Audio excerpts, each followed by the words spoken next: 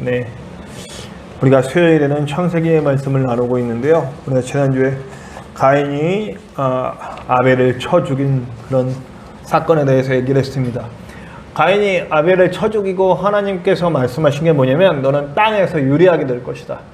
땅에서 열매를 못 얻게 될 것이다. 유리하고 나그네처럼 떠도는 삶을 살겠다, 이런 얘기입니다.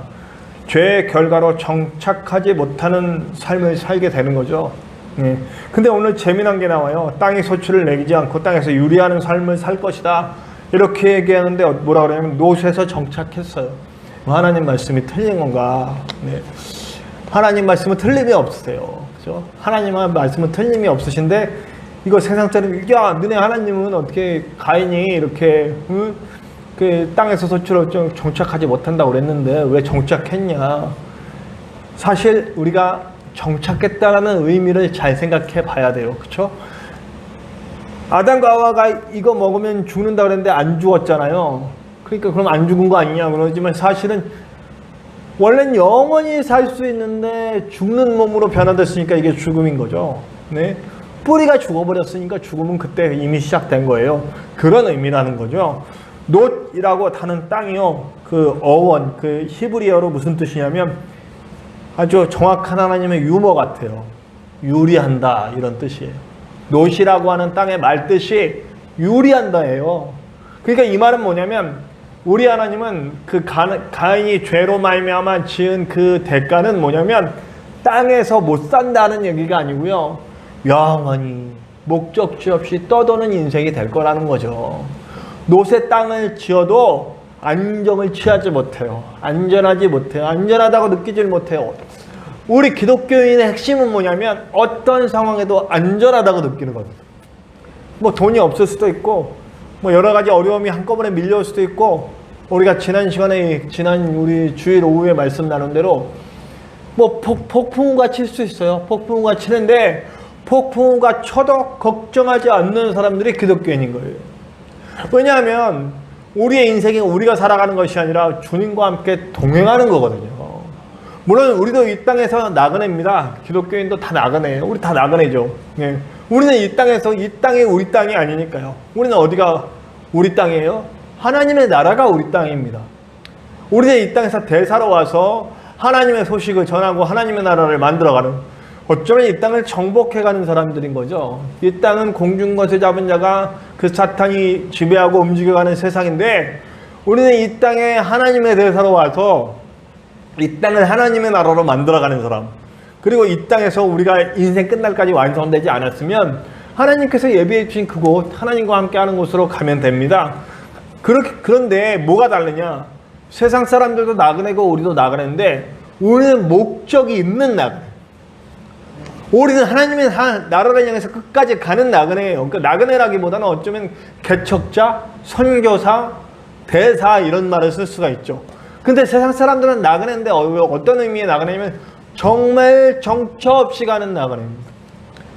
안전하다고 느껴지지 않고 계속 뭔가 불안함을 느끼면서 살아갈 수밖에 없는 그런 사람들입니다. 그래서 세상 사람들은 다 아는 것 같아요. 인생은 무상하다. 네. 우리 특히 인생 무상에 대해서 얘기 잘 하시는 우리 불교 믿으시는 분들은 이 말을 참 인생 무상 많이 하죠. 네. 그분들은 놀라운 깨달음을 얻은 겁니다. 인생은 정말 무상하다. 제가 불교를, 이게 지금 녹화되고 있고 이게 지금 인터넷으로 다 흘러가요. 누가 볼지 몰라요. 그래서 함부로 말 막 하면 누가 고소 들어올지도 모르기 때문에 함부로 말은 못하지만 전 진리를 얘기합니다. 우리 불교도 진리를 알았어요. 불교에도 진리를 알았어요. 인생은 무상하다라고 하는 진리를 알았죠. 그래서 어떤 스님이 돌아가시기 전에 내가 죽기 일보 직전에 가서 죽은 후에 뭐가 있는지 알려주겠다 하고 딱 이렇게 죽으시기 일보 직전에 그런 말을 남기셨대요. 무 하면서 돌아가셨대요. 아무것도 없다. 깨달음을 얻으셨어요. 그 스님도 돌아가시기 전에 깨달음을 얻으셨는데 인생이 무상하구나. 아무것도 없구나. 아무리 돈을 많이 쌓고 아무리 많은 걸 잃어도 결국 아무것도 못 들고 가는 게 인간이구나 라고 하는 걸 깨달았어요. 안전하지 못해요. 끝까지 그렇게 안전하지 못한 삶을 살아가는 게 우리 인간입니다. 네, 세상 모든 사람들이 알고 있어요. 저는요, 우리 인간이 이 인생에서 목숨 걸고 이 세상 논리대로 살아가다가 넘어지시는 분들 너무 많이 봤어요. 요즘 최근에는 아주 다음번 대통령이 될지도 모르시는 분의 그 돌아가심도 받고 얼마나 대단한 권세를 가졌고 또 얼마나 많은 사람들의 존경을 받고 있었어요. 저도 솔직히 존경하던 정치가 중에 한 명이었는데 누가 알았어요 그렇게 될지, 누가 알았어요 그런 일이 있을지. 또 목사님들도 참 제가 존경하던 목사님들, 제가 책도 엄청나게 사서 읽었던 그런 목사님들도 다 고꾸라져 가지고 다, 그래서 사람은 믿을 게 못 된다 뭐 이런 생각도 했고요. 정말 하나님만 바라보고 살아야 되는 게 우리 기독교인이구나. 맞습니다. 우리 기독교인은 사람 보도 안 되고 물질 봐도 안 되고 아무것도 봐도 안 돼요. 하나님만 보고 살아야 돼요. 자, 오늘 우리 가인이 노스에 정착했어요. 정착하지 못한다고 그랬는데 정착을 했어요. 그렇지만 자기가 살 곳을 정하고 노시라는 곳에 살 곳을 정하고 살지만 정착하지 못했어요. 그러니까 제일 처음에 하는 일이, 아들을 낳고 제일 처음에 하는 일이 뭐냐면 성을 쌓았더라. 성을 쌓는 겁니다. 안전하지 못하다고 느끼니까 사람들이 나를 공격하려고 할지도 모르고 내 것을 빼앗아 갈지도 모르니까 성을 쌓는 거예요. 나를 안전해 줄 거라고 믿는 걸 쌓는 거죠. 그렇지만 가인은 그걸 쌓고도 안전하다고 하는 느낌은 한 번도 못 느끼고 살았을 거예요. 인생 끝날까지 아무리 쌓아도 쌓아지지 않는 것들 속에서 살아갈, 끝없이 결국 인생 무상을 느끼며 아무것도 없구나를 느끼며 그렇게 죽어갔을 거예요. 네. 우리도 인생에 뭘 쌓습니다. 뭐 이런 걸 쌓으면 되게 잘 될 것 같아요. 돈을 많이 벌어봅니다. 그래서 저는 뭐 우리 목사들은 다 그렇죠. 네. 돈하고는 인연이 없어요. 돈하고 인연 가지면 안 돼. 네. 돈은 없어야 또 하나님께 감사. 전 돈 없는 게 어쩜 그렇게 감사한지요. 돈 없고 아무것도 없으니까 그저 하나님 바라볼 수밖에 없고 더 복음적인 목사가 되더라고요. 예. 그래서 저는 제 설교에는 물질 축복 이런 설교가 잘 없습니다. 그래서 뭐 하면 축복받고 뭐 하면 받는다. 이 땅에서 아무리 쌓아봐야 없는데, 물론 그거 놓고 설교는 합니다. 여러분 필요를 채우십시오. 여러분들이 어떻게 하나님께 쓰일지, 쓰임받기 위해서 물질이 필요할 수도 있고, 쓰임받기 위해서 건강이 필요할 수도 있고, 쓰임받기 위해서 여러 가지 명성이 필요할 수도 있습니다. 그 하나님을 향한 목적 지향적 삶을 사십시오라고 얘기하지만 돈을 목적 두고 살라는 얘기는 할 수가 없습니다. 목사가 기독교인이기 때문에 부자 되십시오, 뭐 명예를 얻으십시오 이런 얘기는 할 수가 없어요. 그냥 그것은 그냥 돈이든 명예든 이런 것들은 다 하나님의 일을 위해 나아가다 보니 그걸 위해서 필요한 것들로 내게 채워주시는 것이지, 그것 자체가 목적이 되면 이미 복음을 떠난 거니까 그런 것을 추구하시면 안 됩니다라고 얘기를 합니다. 우리 인간들은 얼마나 근데 그런 것들을 쌓습니까? 하나님이 나의 산성이시고 하나님이 나의 보호자시고 하나님이 나의 반석이 돼야 되는데, 우리는 물질이 나의 반석이요, 물질이 나의 산성이요, 물질이 나를 보호해 줄 거라고 믿고 그걸 쌓습니다. 사람들을 쫓아갑니다. 이 사람이 나를 보호해 줄 거고 저 사람은 나를 도와줄 거고. 네, 여러분 사람 믿어봤지만 저도 사람 많이 믿어봤습니다. 파주에서 정말 많은 사람들을 믿었는데요, 얼마나 많은 배신들을 때리는지요. 정말 사람같이 믿을 수 있는 게 없구나. 네, 그래서 네, 저도 우리 전진성 목사님을 참 많이 믿습니다만 하나님을 100배쯤 더 믿습니다. 네, 우리 전진성 목사님도 저를 잘 믿지만 전진성 목사님도 아마 저보다는 하나님을 100배는 더, 1000배, 10,000배는 더 믿으실 겁니다. 사람이 나를 도와줄 수도 있고 사람이 나의 산성이 될 수 있다. 아니면 내가 높은 인기를 얻거나 명성을 얻으면 뭔가 그것이 나를 보호해 줄 것이다. 이렇게 믿고 있는 모든 것들이 가인이 쌓은 성이라는 거죠. 가인은 그런 것들을 가지고 성을 쌓아요. 우리 새 죄를 안고 태어난 모든 사람들이 그것을 추구해 갑니다. 물질이, 또 명예가, 또 사람이, 내가 집착하는 그런 것들이 나를 보호해주고 나를 안전하게 해줄 거라고 믿지만 절대 그렇지 않다는 거죠. 그것은 절대로 우리를 보호해 줄 수가 없습니다. 제가 방금도 말씀드린 제가 창대한 교회에 오는 과정에 여러 가지, 네, 저도 이제 51살이 됐으니까, 그리고 이제 목사가 된 지도 거의 이제 한 17년 정도 돼가네요. 네. 물론 여기 계신 분들보다 제가 뭐 명함도 못 꺼내겠지만, 네. 그렇지만, 예. 그 과정에 제가 파주에서 10년 목회 생활을 하는 동안 참 많은 일들을 겪었습니다. 많은 사람들을 만나고 사기도 당해보고, 아주 하나님께서, 저는 무지하게 교만한 사람이었기 때문에 저는 재능이 참 많다고 믿었고, 설교도 정말 잘한다고 믿었고, 사람들 참 잘 다룬다고 믿었고, 그리고 많은 사람들이 박수도 젊었을 때 20대 때는 정말 많이 박수 쳐주고 여기로 와라 저기로 와라 부르는 사람도 많았고, 30대 중반까지는 정말 대단한 사람인 줄 알고 살았습니다. 우리 감리교회 차세대 리더 어쩌고저쩌고 그런 얘기도 많이 들어서 나 정말 저는 이런 작은 교회 목사들은 목사같이도 안 보였어요. 얼마나 교만한 거야. 그러더니 아주 세상에서 제일 작은 교회 목사가 됐어요. 그렇죠? 이런 작은 교회 한 100명 정도 모이는 교회는 교회 같지도 않았어요. 아주 대가 한 10,000명 모이는 교회 다녔거든요. 그러니까 나도 그 정도는 될 줄 알았어요. 사람들이 아주 잘한다 그래가지고 진짜 잘하는 줄 알았죠. 그리고 파주에 가서 개척했다가 완전 세상 말대로 개박살이 났습니다. 개박살이 나 완전 작은 진익해져서 보니까 아이고 그때서야 하나님이 보여요. 지금까지 내 재능, 사람들의 박수 이런 것들만 보였는데 작은 무너지고 났더니 드디어 내 산성은 나에게 박수 쳐주는 사람도 아니고, 내가 가진 재능도 아니고, 그리고 내가 가진 어떤 여러 가지 배경도 아니고, 그리고 이렇게 말 잘하는 입술도 아니고, 하나님 본이었구나 하는 걸 깨닫게 되었습니다. 결국 제가 진짜 그리스도인이 되게 해주신 하나님께 감사하고 있습니다. 네. 민수기에 보면요, 민수기 22장에 발락과 발람에 대한 얘기가 나오잖아요. 그죠?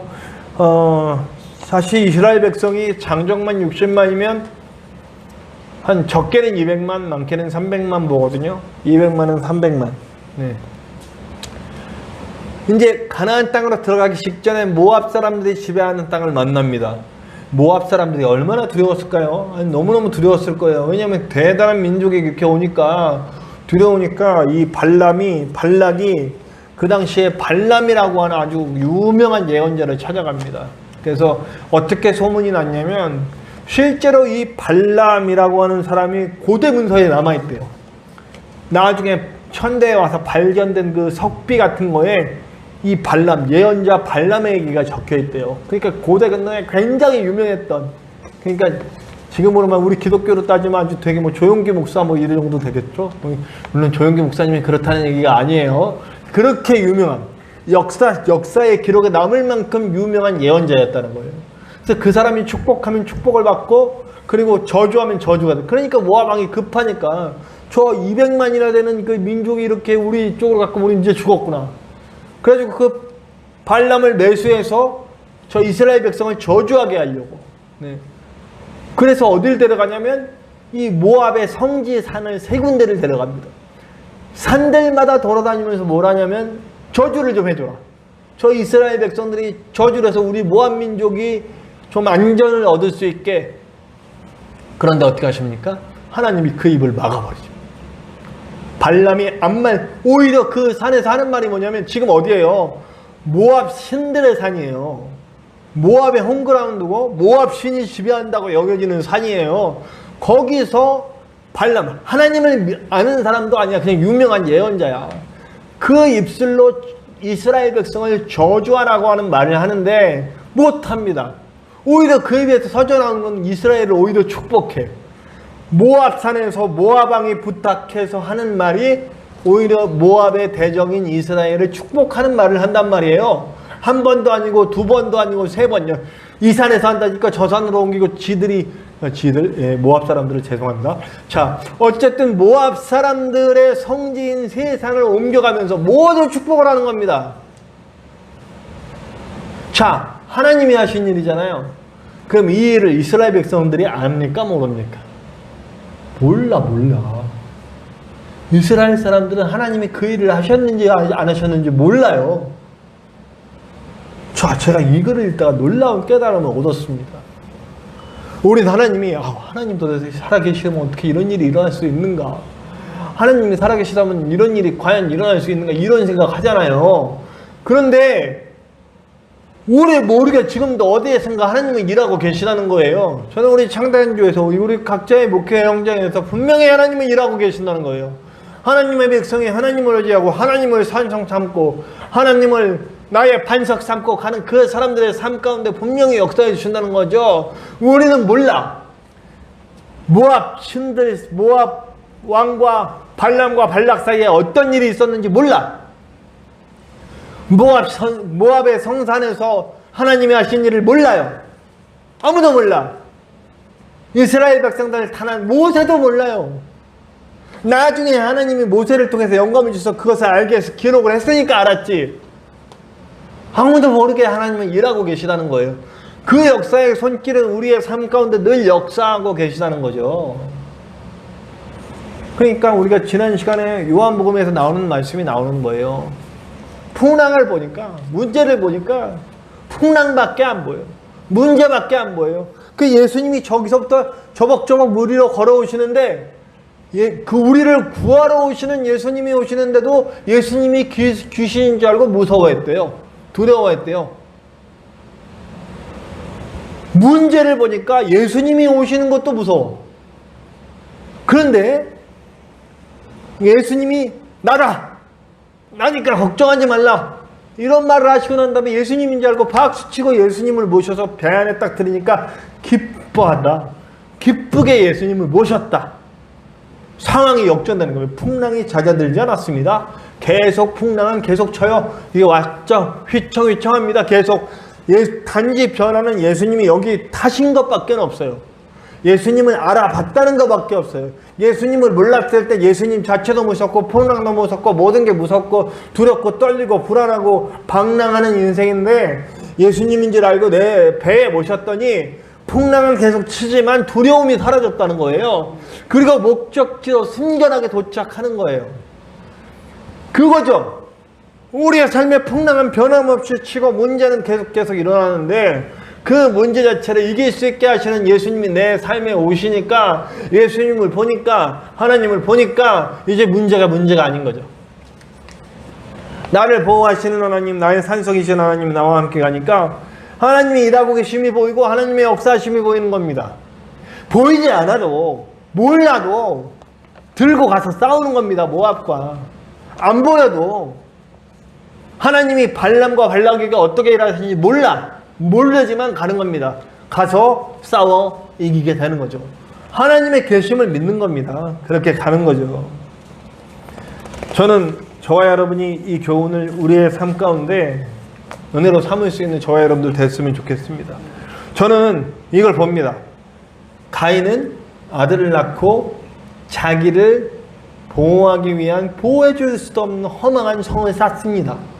근데 하나님의 자녀들의 모습을 보십시오. 셋을 낳았어요. 그리고 똑같이 셋을 낳았어요. 근데 셋이 또 아들을 낳습니다. 셋하고 가인은 동격이죠. 형제잖아요. 그죠? 가인은 아들을 낳고 자기를 보호하기 위한 성을 쌓는데, 셋은 아들을 낳고 비로소 여호와의 이름을 불렀다. 완전 달라졌어요.